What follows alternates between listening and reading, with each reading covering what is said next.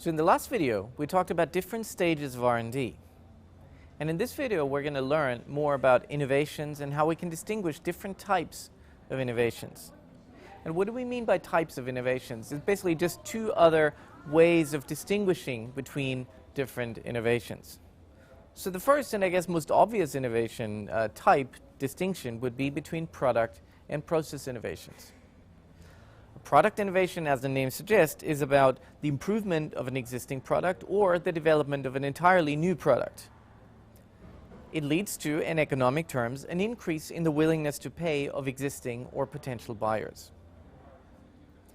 A process innovation is about finding new ways of producing an existing product.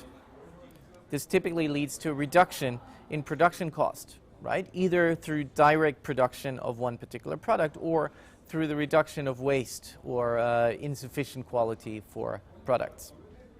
Now, this innovation, let's have a look at a concrete example, namely car tires. So with car tires, a product innovation would be simply a new mixture of rubber that keeps this car stable at high speeds. Of course, this leads to an increase in the willingness to pay of existing consumers. You can demand a higher price and possibly also increase your profits or increase your market share. A process innovation would be about finding a new way of curing the tire, which decreases the production cost by 25%. So recall, this is exactly the same product. It's the same tire, but it's produced at a lower price, right? So that's going to lead to a decrease in the overall price charged, possibly also to an increase in profits and to an increase in market share. So product and process innovation is one important distinction. Another distinction, which is perhaps a bit more tricky, is about drastic versus incremental innovations. A drastic innovation is when an innovator, whoever comes up with a drastic innovation, can behave as a monopolist in the market. So despite the fact that there are substitute products, these substitute products are so much worse or so much less efficient that in the end the innovator can behave as a monopolist.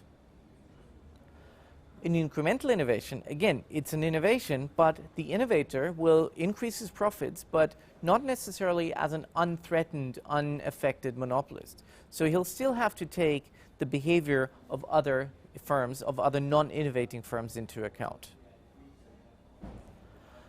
So again, let's take an example. Here, the example of an electric car. Simply developing the electric car would be a drastic innovation. Why? Because if electric cars take off, this could potentially replace the entire market for fuel-powered cars, petrol-powered cars, right? So potentially this has huge implications for the market for cars. Incremental innovation here would be the improvement of a battery unit that increases the range of the electric car.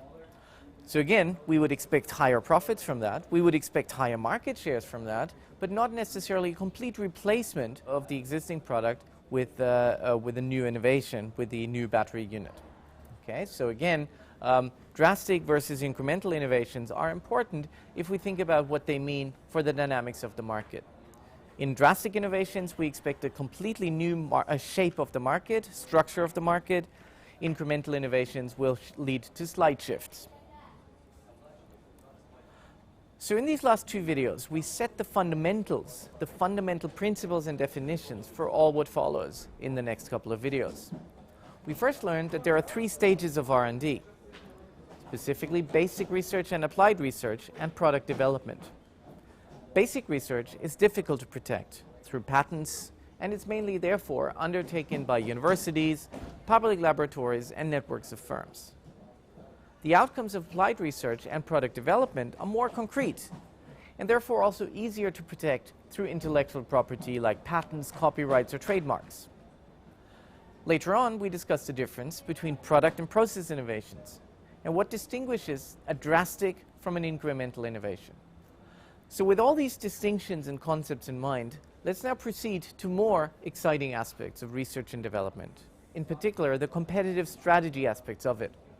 So for now, please stay on, and I'll see you back in the next video.